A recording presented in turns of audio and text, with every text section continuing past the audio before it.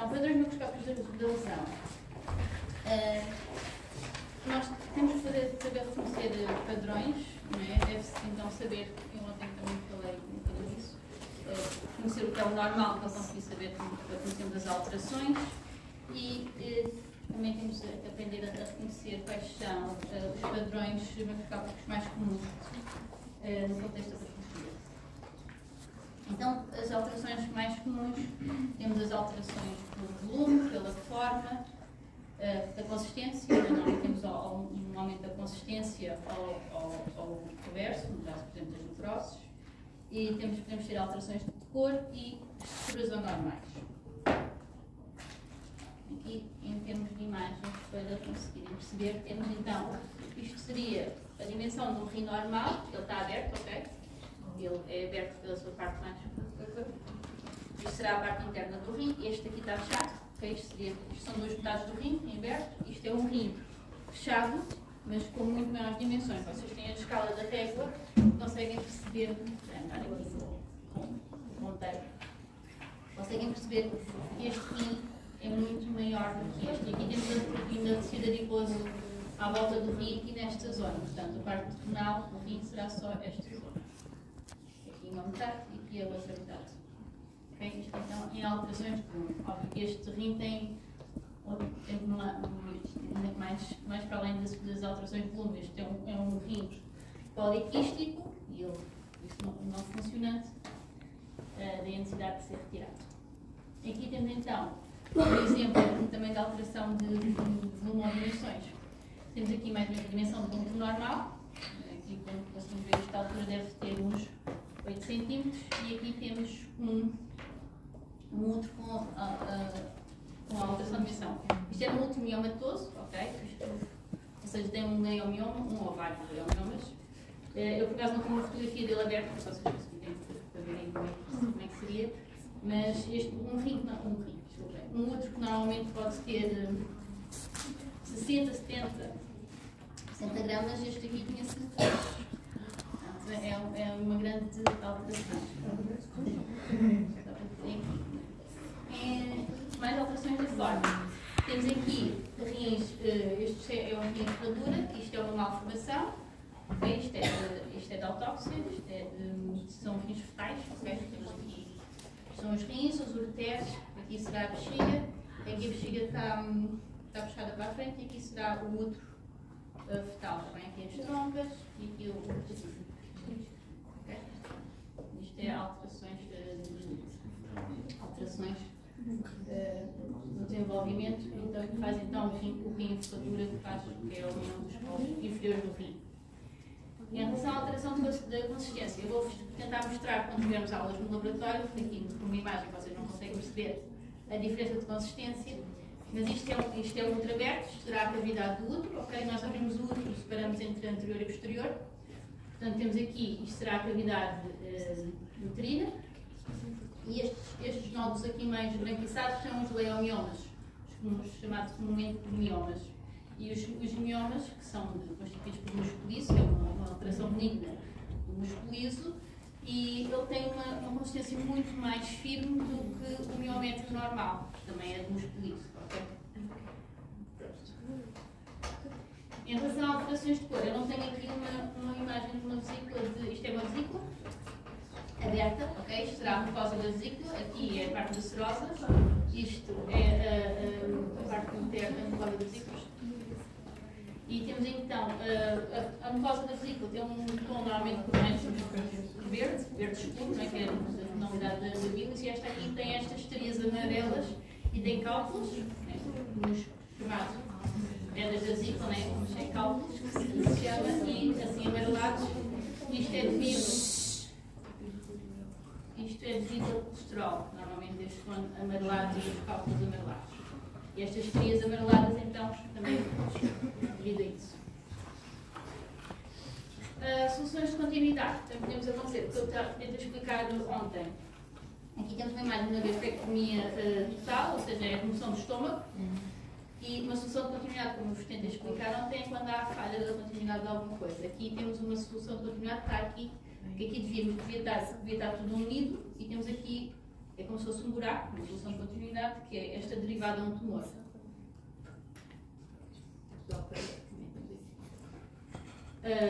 As estruturas anormais.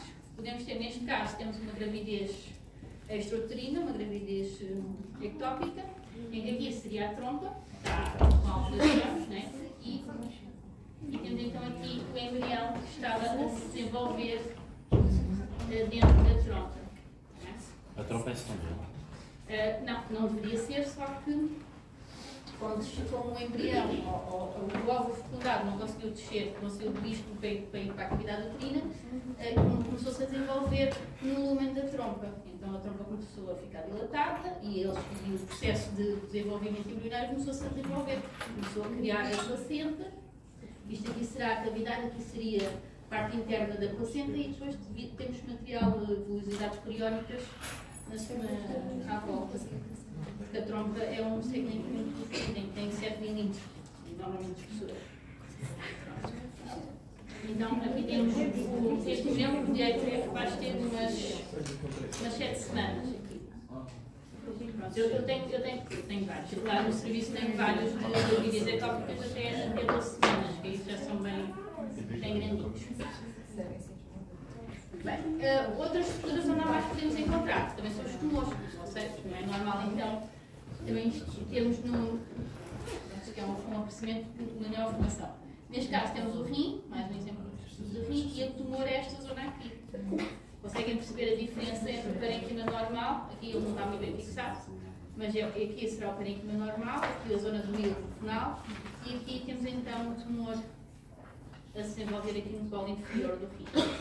Aqui será uma porção de cólon, ou seja, um segmento de cólon que foi retirado, ele está aberto, e temos aqui esta zona que é o tumor no cólon. Aqui será a mucosa normal, neste lado e neste, e aqui, e aqui será então o tumor.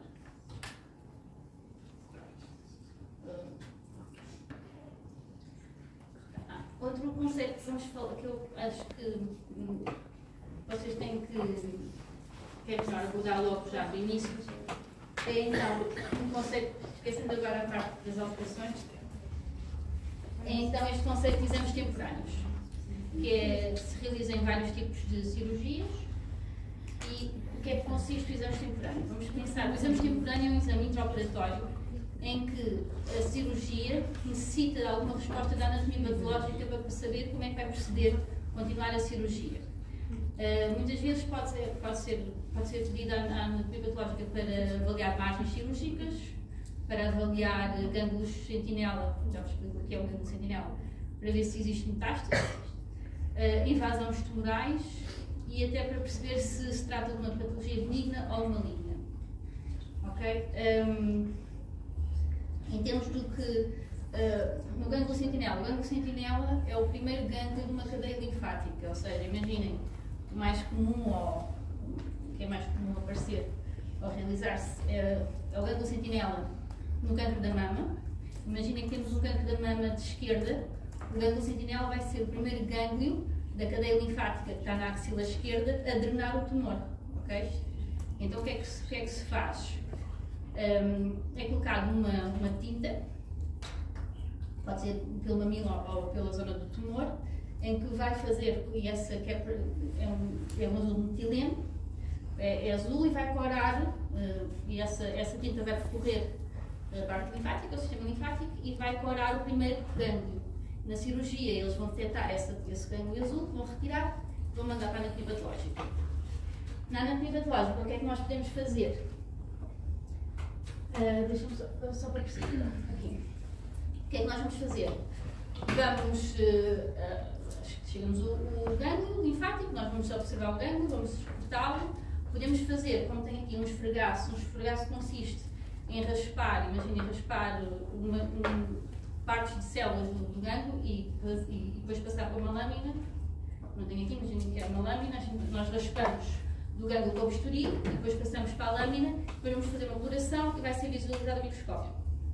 E aí vamos perceber, o patologista vai analisar se existem células tumorais ou não. Se existem células tumorais, quer dizer que o tumor já está disseminado, já está metastizado, a via linfática. Então ele informa a cirurgia e os cirurgiões sabem que vão ter que fazer então a remoção de toda a candeia linfática, para garantir que não ocorra metástases noutros órgãos para além, né, do tumor que está na mama. Estão a perceber isto? Pronto. Portanto, o gânglio sentinela é o primeiro gânglio de uma cadeia linfática, faz a drenagem daquela área, ok? Eu dou o exemplo da mama, mas nos melanomas também podemos ter, também se faz gânglio sentinela, mas o melanoma pode estar em vários sítios, portanto, se estiver na perna esquerda, vai ser na zona inguinal, que será provavelmente o seu gânglio sentinela, está bem? Pois é sempre da cadeia linfática mais próxima ao tumor.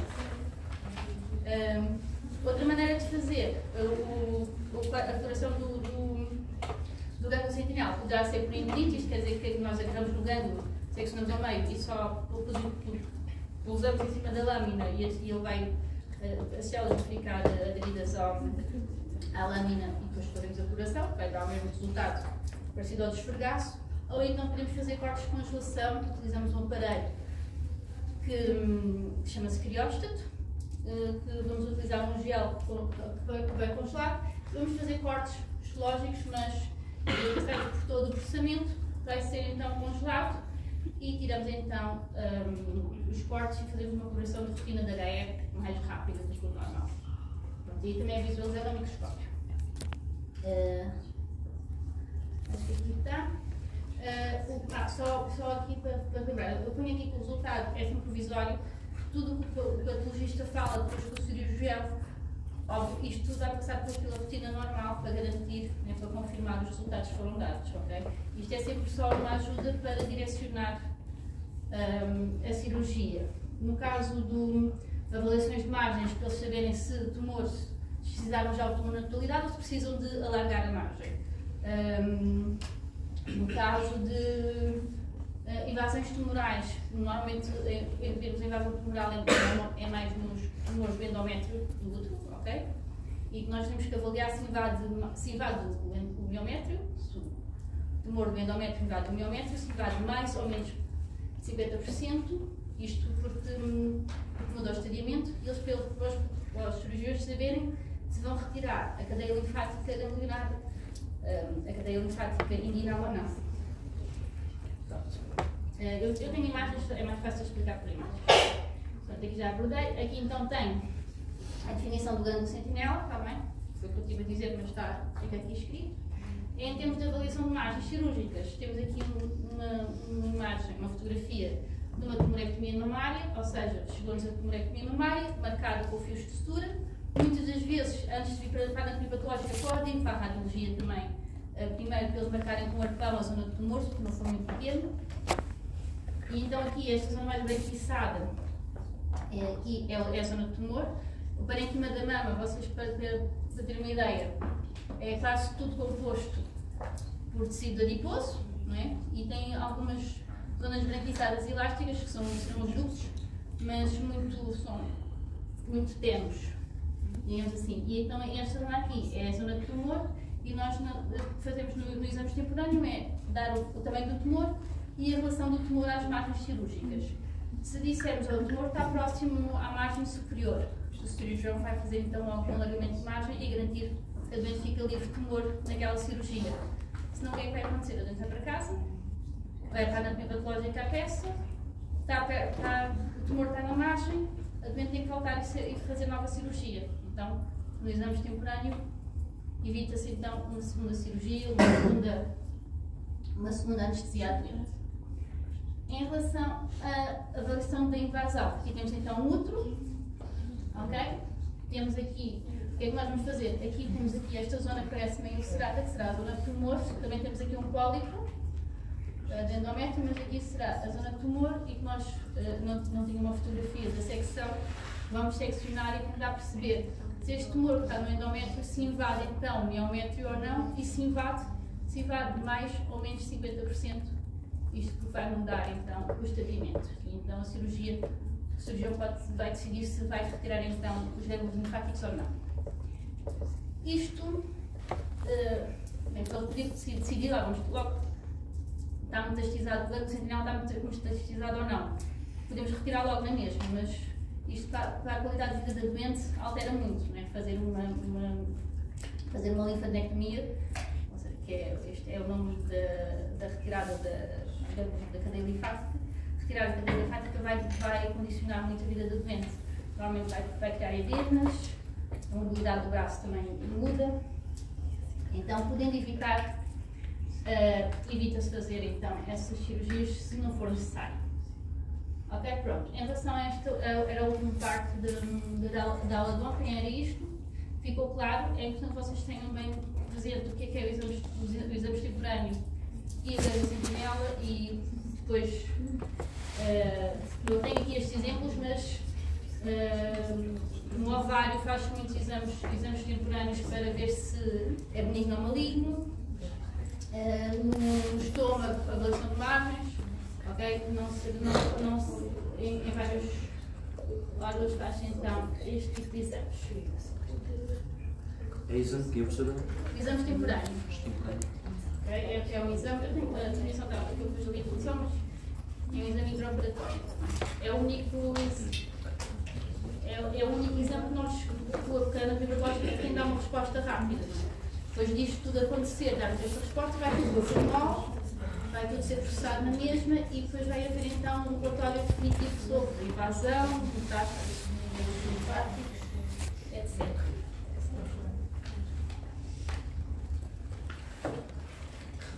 Desculpa, eu sinto que estou muito acelerada, quando vinha correr para aqui, chego sempre aqui muito acelerada, peço desculpa, porque preciso do trabalho, não sei o quê, chego assim um bocadinho.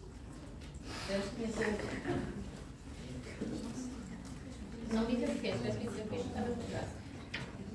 Bem, este agora é curtinho, também.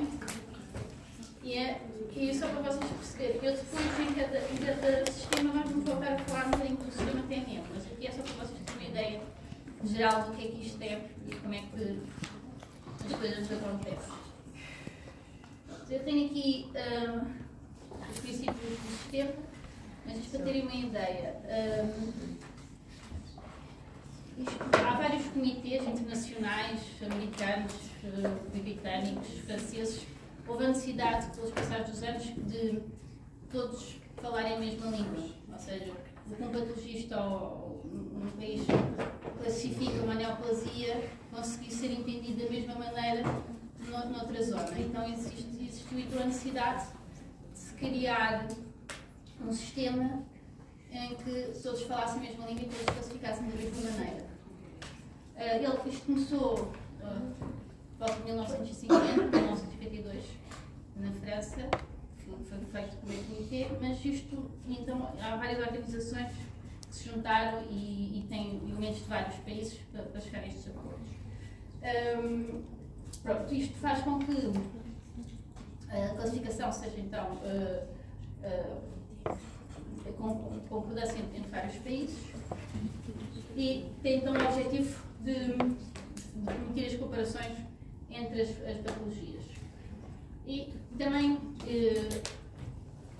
como foi observado, como tenho aqui, foi observado que o prognóstico de doentes em que a neoplasia era pouco extensa localmente, tinha melhor prognóstico, ou seja, quanto mais extensa fosse a lesão ou mais localmente comprometida tivesse o doente, pior seria o prognóstico. Então, houve a necessidade então de fazer de pôr os doentes em estadiamentos diferentes para se conseguir então fazer a operação de prognóstico e terapêuticas também, depois mais tarde. Isto faz com que na clínica, e a descrição clínica precisa e a classificação histopatológica das neoplasias seria necessária para ajudar então o médico no planeamento do tratamento, isto para estar na terapêutica, para indicar o prognóstico, para ajudar na avaliação dos resultados de tratamento, isto porque o sistema TNM não se faz só, não é só a anatomia patológica que faz, existe a classificação clínica, patológica, de pós-tratamento, pós-autópsia, okay? Pode sempre adicionar, tem depois umas siglas diferentes em cada altura. Facilita então na troca de informação entre centros de tratamento e contribui para a contínua pesquisa do caso, está bem? Então, os princípios básicos é sempre as localizações. Cada localização anatómica vai ter uma classificação, independentemente do tratamento, e para além de cada localização é cada tipo de tumor, ok? Porque imaginem um exemplo que eu posso ser mais fácil. No rim temos tumores do parênquima e tumores do epitélio. Okay? O TMM dos tumores do parênquima é diferente do TMM dos tumores do epitélio. Só para termos esta noção, é para além das localizações e os tipos tumorais. Este sistema TMM tem então a base na avaliação de 3 componentes, que é o sistema T, do M e do M, que significa então o T. Eu não tenho, desculpa, eu pensava que a professora já viu aqui e disse, professor, desculpa, não, temos então o T, que será a extensão do tumor. Isto, a extensão do tumor, tanto pode ser o tamanho do tumor ou a invasão do tumor, ok? Existem tumores, como no caso da mama, o que conta para classificar este T é o tamanho em centímetros do tumor, em centímetros, ou seja, é o tamanho. E, por exemplo, no cancro do cólon, o que interessa para avaliar este T é a sua invasão. Se ele está só na mucosa, se invade a submucosa, se invade a muscular, ou se invade então a submucosa, ou se passa até a serosa. Óbvio que este T, o pior T é o T4, e o T4 é sempre quando invade outras estruturas, em qualquer caso. O tumor da mama pode ter 1 centímetro, mas se invade a pele já é um T4, ok? Há sempre 2 parâmetros a ser avaliados. O N, como está dito, é a ausência ou a presença de células tumorais em gânglios linfáticos e regionais, ou seja, daquela zona em que, se não tiver gânglios afetados, é um N0, se estiver afetado, dependendo da zona, N1 ou N2, dependendo do número de gânglios afetados. E o M será então a ausência ou a presença de metástase à distância. Neste caso, a anatomia patológica só vai dizer que há uma metástase à distância se receber, imaginem, um fragmento de fígado com metástase, não é? Quando recebemos uma peça de cólon com tumor, nós não vamos conseguir, não sabemos se tem ou não a metástase à distância. Isso depois toda a parte clínica, né? Tudo isto vai ser sempre um trabalho multidisciplinar para fazer estas avaliações também. Ok? Portanto, aqui temos então que vamos ter de T1 a T4 e a adição de cada número vai ser então dependente ou do tamanho em comprimento, ou maiores eixos, ou então em invasão, em que o T0 é que não se encontra neoplasia, o TX é in situ, okay? Ou seja, que está localizado. Imaginem um tumor do cólon que só está na mucosa. A mucosa é onde começa, não é? Onde começa essa formação maligna e não passa daí, está contido. O T1 é quando já está na submucosa, ok? Da mucosa já invadiu a submucosa, e T2 por aí fora. O N é N0, que não tem gânglios afetados. N1, dependendo dos tumores, tem 1 ou 2, ou até X número de gânglios. N2 até X, N3 até X. Isto depois depende, óbvio, da zona. E M0 que não tem metástase, M1 metástase. Pronto. Aqui em esquema, para vos tentar mostrar, aqui será o esófago, está bem? Em esquema seria aqui a mucosa, em que tínhamos aqui, que aqui seria, que ainda nem seria in situ. O T1 está a invadir a submucosa. Vamos aqui até põe em 2, está a submucosa aqui, eu estava a olhar para isto, porque aqui só está a tocar e aqui já está a invadir, aqui a submucosa. Desculpa lá, o esquema é mais difícil, por cima, normalmente aqui já está a camada muscular e depois o T3 a invadir a gordura à volta e o T4 a invadir outras estruturas que está aqui à horta. E aqueles representam o N0, este gânglio que não tem metástase, e N1, um gânglio com metástase. Ok? Aqui. Pronto, porque eles têm a introdução. Okay. Em relação ao rim, o rim, por exemplo, é o tamanho que muda, independentemente do tamanho é que mudou então este T, E temos aqui foi o esquema em que temos, por exemplo, o T1, depois pode haver subtipos A e B, no caso do rim, temos que pode, se T1 é inferior a 7 cm, T2 passa superior a 7. Mas dentro do T1 muda o estadiamento também, se for até 4 ou superior a 4. E depois do T2 para T3 até 10 cm, e depois então se invade a veia cava ou até matar. Até a gordura no hilo renal também vai alterar este estadiamento. E depois aqui. Mas pronto, isso é só para vocês terem uma ideia. Em imagem, o que é que nós avaliamos isto na macroscopia também? Quando estamos a fazer a macroscopia, nós macroscopicamente conseguimos medir os tumores e também conseguimos ver o que é que eles invadem. Isto como é que nós conseguimos ver? O tumor ao invadir destrói. Se eu deixo de conseguir ver a camada muscular, identificar a camada muscular, quer dizer que ele já invadiu a camada muscular. É assim que nós conseguimos ver o que é que o tumor está a invadir. Okay? Aqui, vou tentar que vocês vejam. Isto aqui será o tumor, esta zona aqui, em que o tumor está na mucosa, aqui será a submucosa. Este tumor, macroscopicamente, eu digo que está a invadir a submucosa, mas sem grande confiança. Eu vou sempre dizer que parece-me, macroscopicamente, que está a invadir. Depois, ao microscópio, o patologista está de confirmar. Enquanto neste lado temos outro tumor que eu consigo garantir, macroscopicamente, eu não tenho dúvidas nenhumas que isto é um T3, porque eu consigo ver que o tumor já está na gordura. A gordura será a subserosa. É porque está por baixo da serosa, por isso que se chama subserosa. E aqui, este tumor, esta zona aqui, eu tenho a certeza absoluta que é o tumor que está invadido. Por aqui consigo dizer. E como eu estava a dizer, aqui assim, não sei se vocês conseguem perceber, temos a mucosa, que é esta zona mais acastanhada. Esta linha branca fina é muscular. Está bem? Aqui desta zona branca fina é muscular e depois teria a subserosa aqui à volta. Aqui na zona do tumor, onde o tumor está a invadir, eu não consigo ter essa diferenciação. Okay? É assim que eu consigo observar que o tumor está a invadir.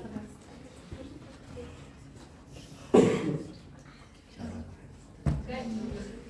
E aqui outra só diferença de ter. Temos assim um tumor renal de pequenas dimensões e um tumor renal assim de maiores dimensões. Isto também vão ter tipos diferentes. Em relação ao N, esta foi uma das fotografias que eu aqui, esta zona aqui mais arredondada, espreguiçada. Isto é um gânglio com este aspecto, macroscopicamente parece que está metastizado, e aqui teria outro. Isto é um tumor de grandes dimensões que está a invadir. Isto aqui é tudo tumor. A parede ia acabar nesta zona e o tumor está a invadir aqui por isto. Então este tumor está ali a comprometer muito o caulito já. Em termos das metástases, pronto, isto aqui será então uma ressonância, então temos aqui metástases, isto será o fígado, e temos aqui metástases hepáticas. Está bem só para vocês. Que podiam, às vezes, quando há uma metástase, eles podem separar parte do fígado e mandar para a anatomia patológica. Não é muito comum. Pronto, em relação então aos tipos de estadiamento, como eu estava a dizer, podemos ter o clínico, vai ter o quê? Vai ter um C, TNM, o patológico, que é da anatomia patológica, tem um P, TNM, pós-tratamento, pode ser um CTNM ou um PTNM, depende de quem está a dar então essa informação, e de tratamento, o RTNM, e se for numa autópsia, temos um TNM, está bem? Para terem esta noção, como é que nós fazemos então, de onde é que nos viemos? Isto, óbvio que o sistema TNM de classificação de patologias malignas é muito mais do que isto, não é? Em cada sistema eu vou abordar um bocadinho também do sistema TNM, mas há regras específicas, okay, do que é necessário colher, e é por aí que nós nos vamos guiar na macroscopia para saber como é que vamos selecionar os fragmentos. Não é? Se eu sei que o tumor renal muda aos 7 cm, ou aos 10 ou aos 4, eu vou fazer, sempre no tumor renal, eu vou fazer uma fatia completa do tumor, da maior dimensão do tumor, para o patologista medir ao microscópio para dar o T.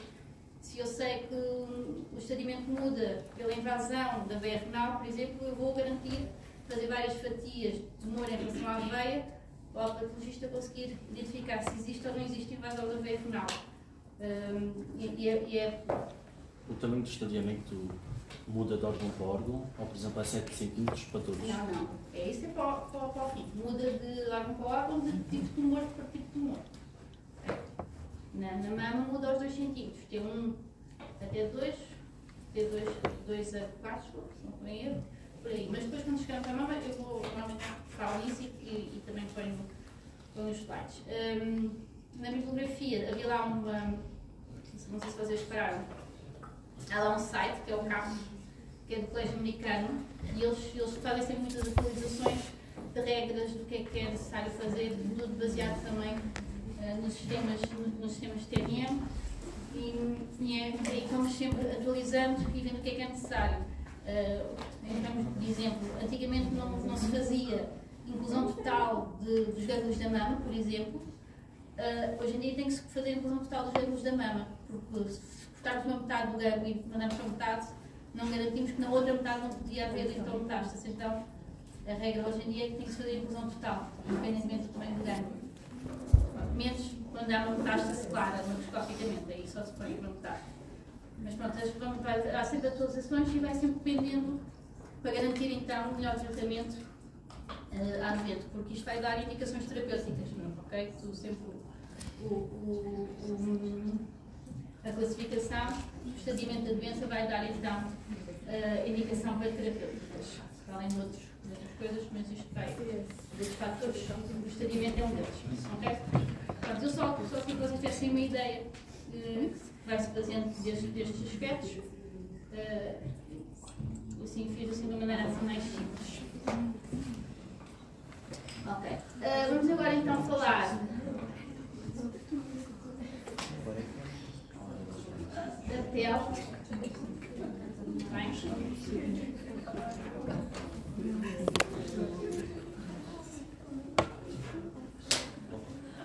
Está tudo bem até aqui? Pronto. Em relação à pele, vamos então. Já não tenho.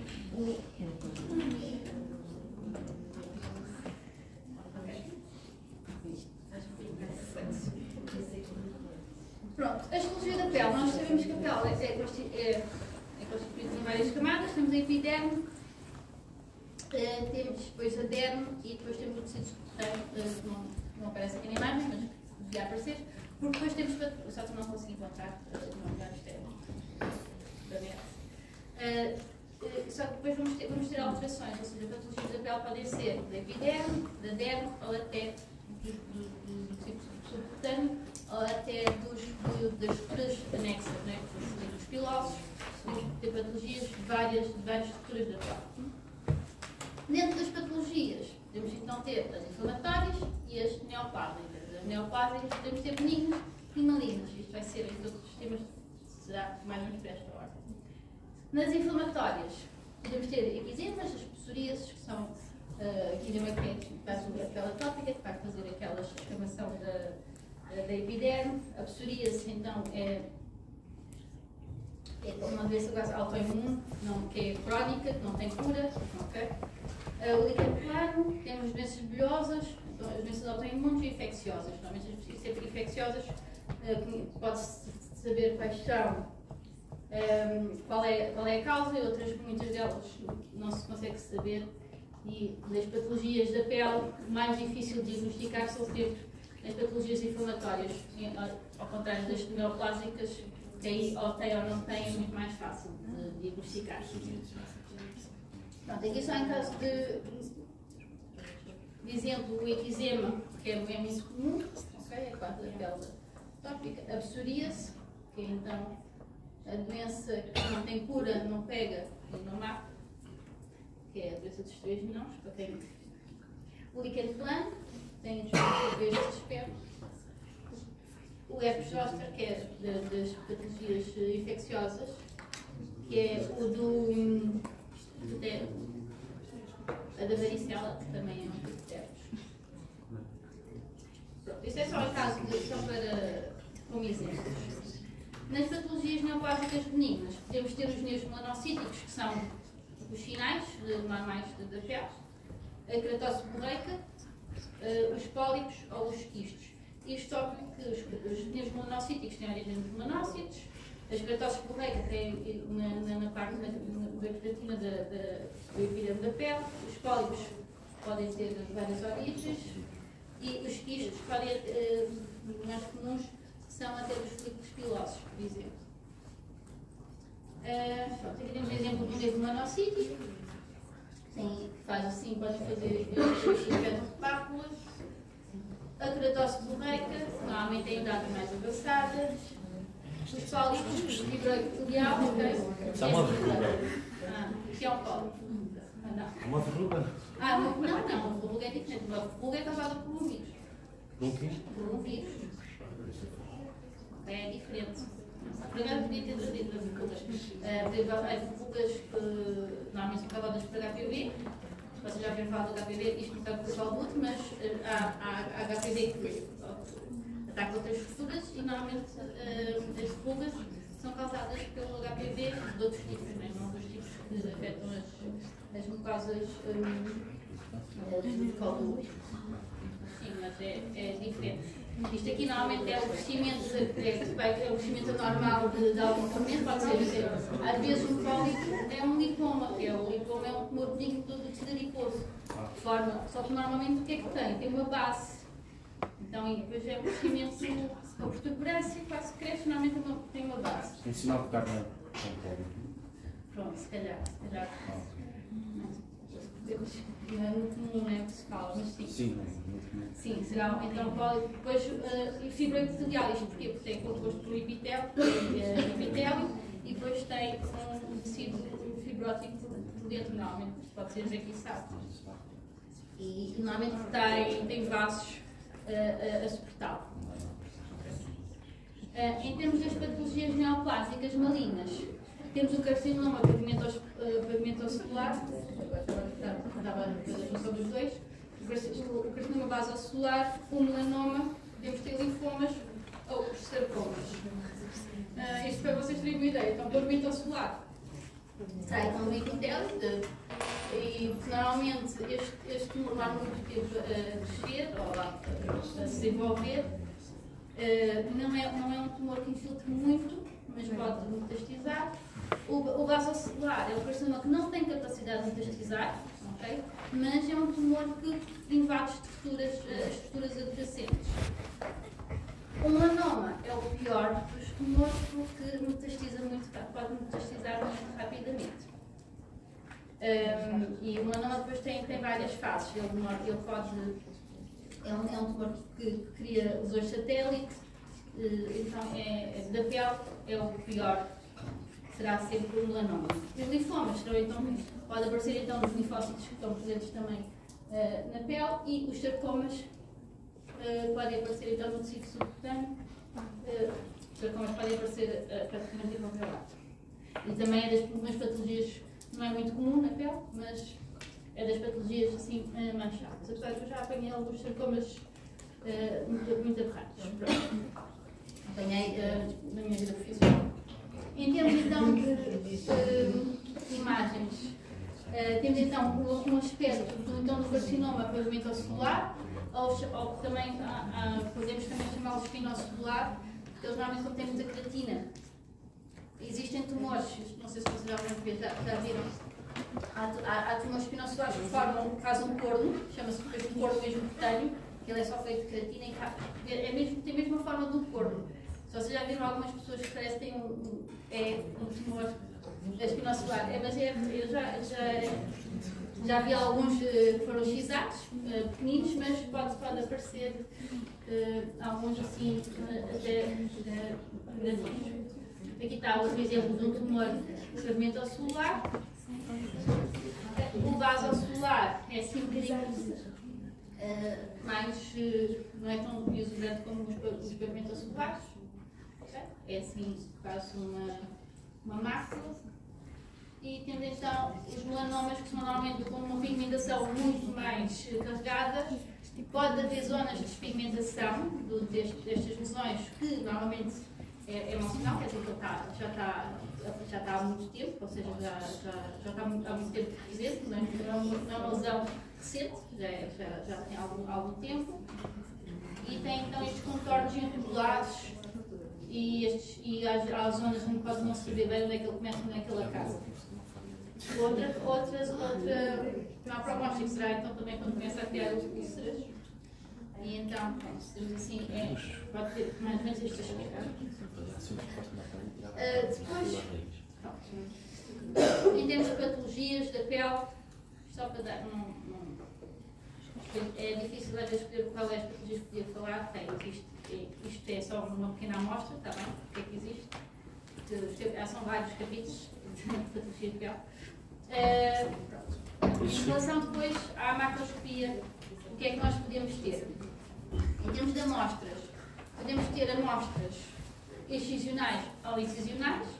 Isto é dependente do objetivo que a cirurgia tem, ou que se querem xizar a lesão na totalidade. Imaginem uma lesão de pequenas dimensões e vamos retirar a lesão toda.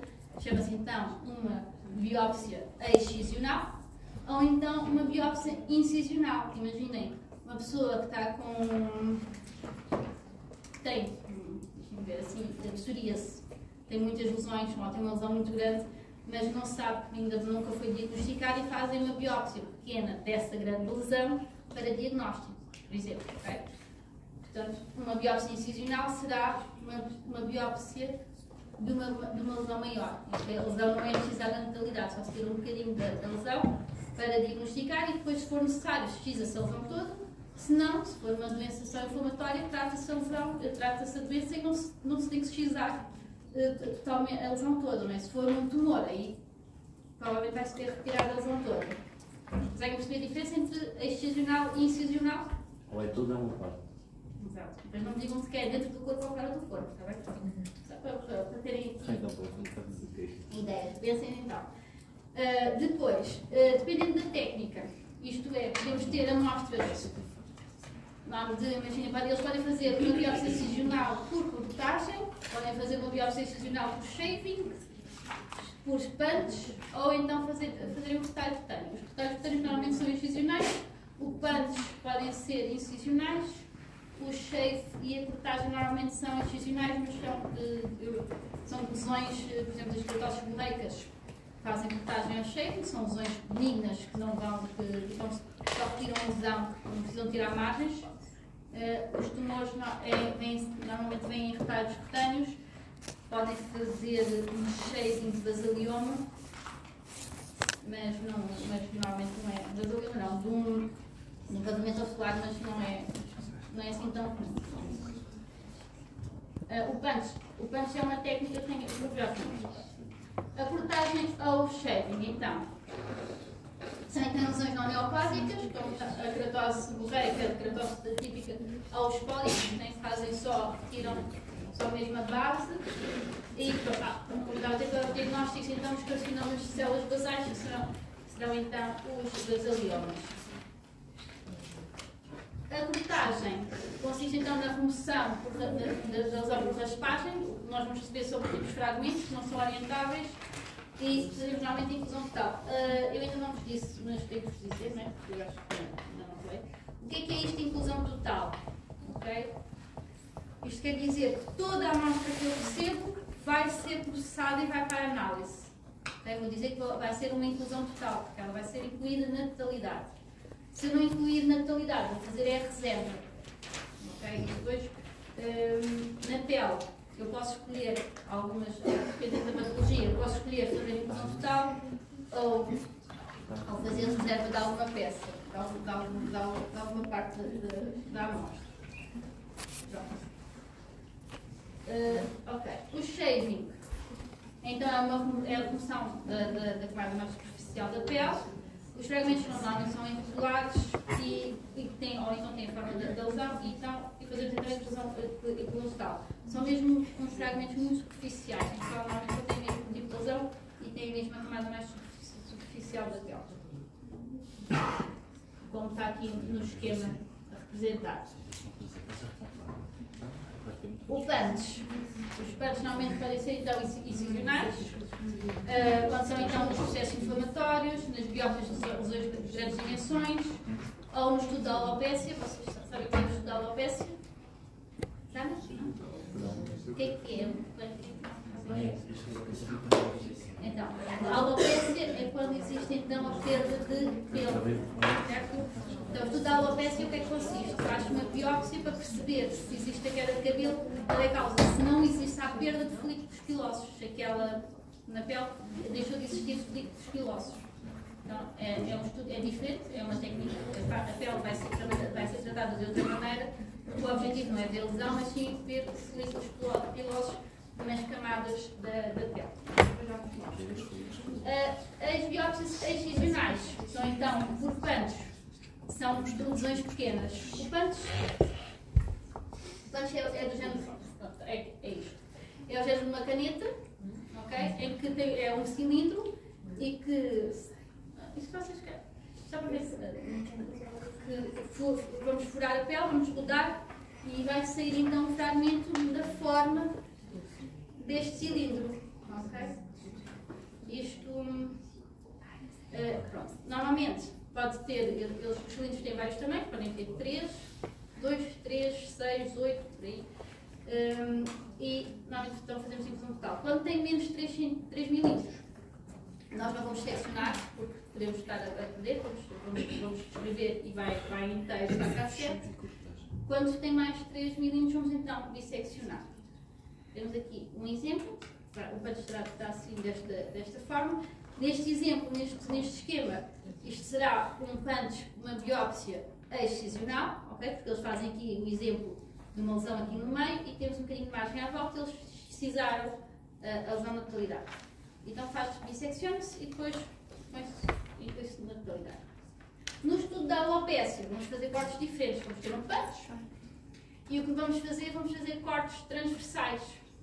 Eles aqui têm como esquema com cor, ok? Vamos fazer então estes cortes transversais, porque o que se pretende perceber é se existem então folículos pilosos ou não nas camadas da pele, ok? Daí secciona-se de maneira diferente e o tratamento depois no laboratório de endoscopia patológica também vai ser de maneira diferente. Eu vou fazer uma secção e vou pintar uma face. Vou fazer outra secção e vou pintar outra face.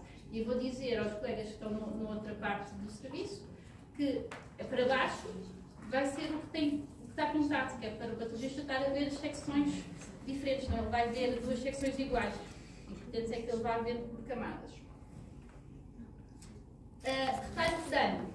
Então, o retalho cutâneo será então uma excisão de maiores dimensões da pele.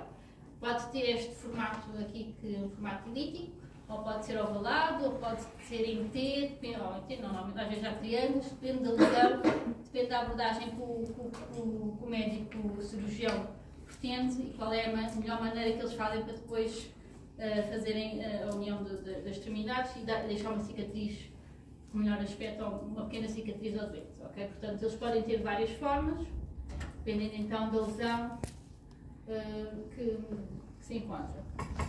É então realizado em tumores malignos,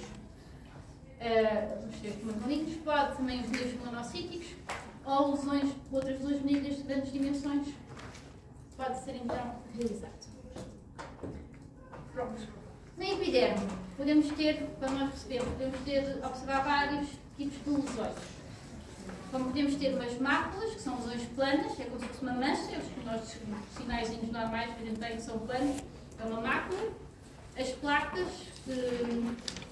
é parecida à mácula, mas tem uma pequena elevação, é como se fosse um patamarzinho só. As pápulas, que é uma lesão elevada, mas com menos de 1 centímetro de diâmetro, ok? É uma lesão elevada, depois tenho aqui o esquema. Ou então um nódulo, que é uma lesão elevada com mais de 1 centímetro. Okay? Aqui temos então o exemplo da mácula, da pápula. Aqui temos a placa, então será, e aqui o nódulo, que é então uma lesão assim bem mais elevada. Okay? O esquema depois é mais fácil para ajudar vocês a visualizarem. Pode só puxar mais para a posição. Já dá.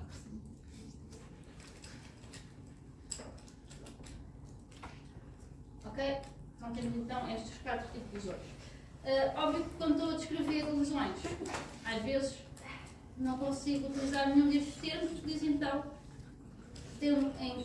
observo uma lesão e depois características da lesão. Porque às vezes as lesões podem ser mácula ou pápulas, podem ter zonas de pápulas e zonas de máculas, podem variar muito. Mas quando conseguimos dar estas definições é usar. A maneira como vamos seccionar são sempre secções perpendiculares à epiderme, ok? Eu queria fazer os esquemas, mas aqui acho que não. Como eles mudaram de quadro, não consigo usar a caneta, mas espero que não pudesse para escrever. Mas não dá, se não acontece. Mas pronto, aqui isto é um esquema normal, imagina, temos aqui, isto será a lesão. Será a lesão. Este aqui, como tinha uma referência, pinta-se na parte superior de uma cor, na parte inferior de outra cor, é o que o esquema está a representar. Vamos então tirar as margens cirúrgicas e fazer secções paralelas entre si. E perpendiculares à epiderme. Isto aqui será as margens cirúrgicas. Como está referenciado, cada margem cirúrgica vai para uma K7.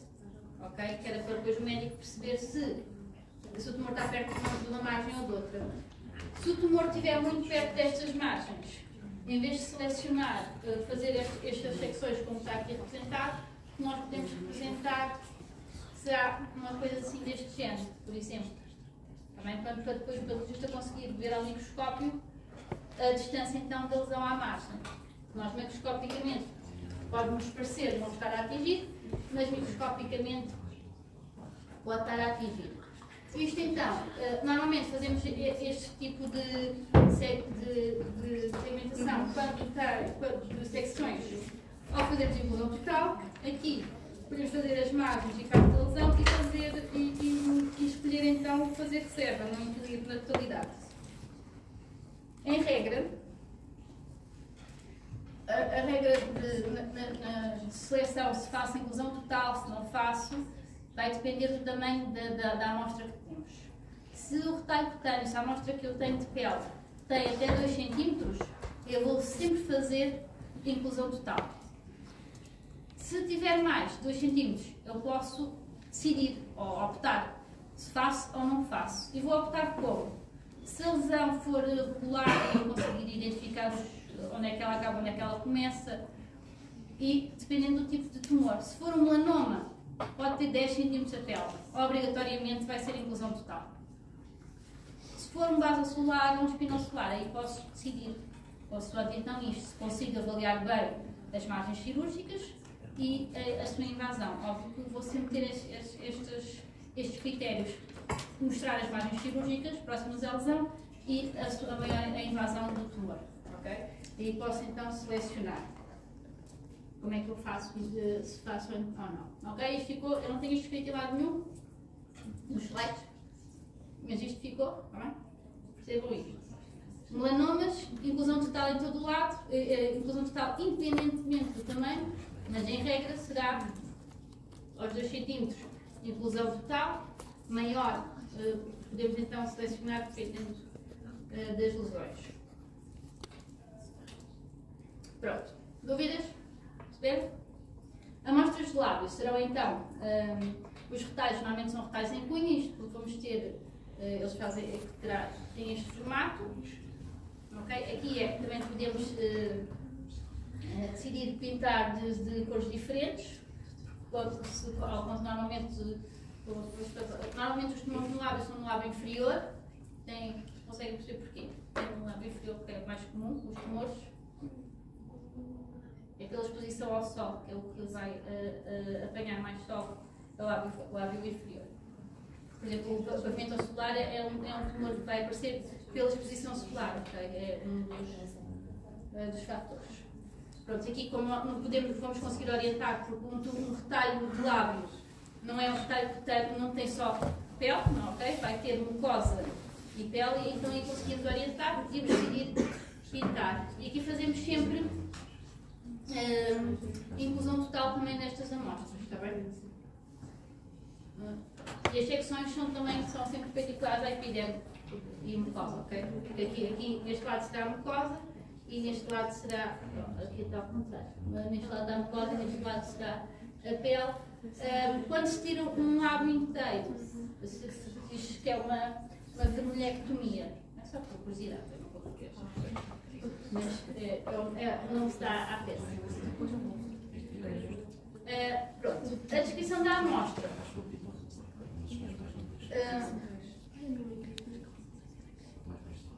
A descrição da amostra, vamos dizer então um fragmentos, temos um retalho, 2 retalhos, ou uns bancos, 2. O tipo de tecido pode ser então um retalho de cutâneo, um retalho de lábio, ou uma excisão de pavilhão auricular. As suas dimensões, a forma e as dimensões, ou seja, retalho tanilítico, ovalado, irregular. Vamos dar os maiores eixos ou o diâmetro, no caso dos panos, vamos dar os diâmetros e a sua altura. Nos retalhos cutâneos vamos dar então os maiores eixos. Depois vamos descrever a lesão que conseguimos observar na epiderme. A descrição da lesão, vamos dizer o tipo de lesão, se é uma pápula, se é uma máscula, se é um nódulo, qual é o seu tamanho, se é um nódulo esbranquiçado, cerado, etc. O bordo, se o bordo é irregular, se é regular, ou seja, se ele está completamente irregular, imaginem como se fosse quase uma estrela, ou se ele parece uma moeda, os bordinhos todos redondinhos, tudo muito regular. Então, se os seus limites são bem ou mal definidos. Isto porque, como vocês falamos das neoplasias malignas, quando as lesões são irregulares, quando não consigo perceber bem qual é onde é que ela acaba e onde é que ela começa, a probabilidade de ser uma lesão maligna é maior, ok? Então temos de descrever, vamos descrever então estas características. Pronto, aqui o bordo, só para dar a ideia, o bordo será, aqui está muito regularzinho, aqui é assim é irregular, e os limites aqui eu consigo perceber bem onde é que a lesão começa, onde é que a lesão acaba, e aqui eu não consigo perceber, aqui parece que faz assim uma manchazinha, e eu não consigo ver, aqui embaixo não sei se já acabou, se ainda continuava, deste lado, pronto. Então aqui são os limites mal definidos, não consigo definir bem onde é que começa, onde é que acaba, e aqui então os limites bem definidos. Em relação depois à descrição da lesão visível na epiderme, já falei então, do tipo, ok, fazemos esta descrição e depois vou dizer então o seu tamanho, a sua cor e vou dizer a relação às suas margens, está bem? Isto já tem que mudar aqui esta ordem. Bem, depois, pronto, aqui com uma imagem é mais fácil depois de. Aqui temos então o retalho cutâneo ovalado, imaginem, né? É assim, ovalado. Tem 3 por 2,5, depois da altura deve ter aí uns 7 milímetros. E está então, este aqui está centrado por um nódulo esbranquiçado, bordos assim irregulares, mas os limites até bem definidos. E depois vou dizer então a distância do tumor à margem mais próxima da superfície. Depois de seccionado, vou dizer então a distância à margem profunda. Aqui, eu suspeitaria que seria um basalioma. E o que é que eu posso decidir? Não incluir esta pele toda, que tem 3 cm, e vou sempre dar preferência às áreas que invadem mais. Óbvio que eu vou seccionar a pele toda na sua totalidade para conseguir decidir o que é que eu vou representar, ok? Pronto, então, vamos fazer a descrição da pele, da lesão que vejo na epiderme e depois da sua distância, a sua relação às margens. Em relação a lesões que na epiderme não têm nada e depois têm na derme, podem ser normalmente quistos. Quando se ao seccionarem conseguirem observar um quisto, vou dizer como é que é as suas paredes, são lisas, têm algumas pápulas, têm irregulares, têm nódulos na sua superfície e o seu conteúdo. Normalmente estes quistos, quando recebemos retalhos cutâneos com quistos, normalmente são os quistos sebáceos, que têm aquele conteúdo pastoso esbranquiçado e que tem o seu cheiro característico, cheira mal, é característico. Podemos ter tumores, normalmente estes tumores serão sarcomas, e vamos sempre dar as suas dimensões, a sua cor, se ele é bem definido, se tem cápsula ou não, e também a sua consistência. E vamos dizer então também as alterações de consistência, que às vezes também imaginem que temos a pele que tem um aumento da sua consistência. Aqui tenho um exemplo em que aqui, por exemplo, a epiderme estava mantida, óbvio que fazia uma protuberância na epiderme, mas está mantida, não tem úlceras, não tem lesões na epiderme, a não ser então uma protuberância. Em secção, vimos então um tumor de grandes dimensões. Okay? Aqui iríamos dizer, e iríamos fazer sempre referência das distâncias às margens, e, laterais e profunda. Ok? Então, em termos de, por exemplo, do TNM nestes casos, dos carcinomas, isso só para vocês terem ideia. Se o tumor tem 2 cm ou menos de diâmetro, se tiver mais, ok, para mudar entre o T1A e o T1B, no T2 já vai ter mais de 2 cm, até os 5 cm, no T3 vai ter mais de 5 cm e no T4 então se invadem então já outras estruturas, está bem?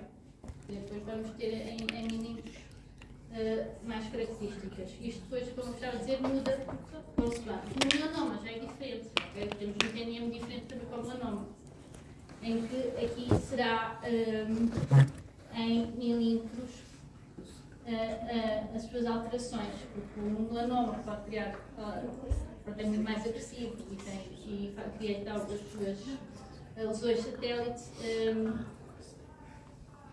as suas alterações, o TNM parece que tem então classificações diferentes.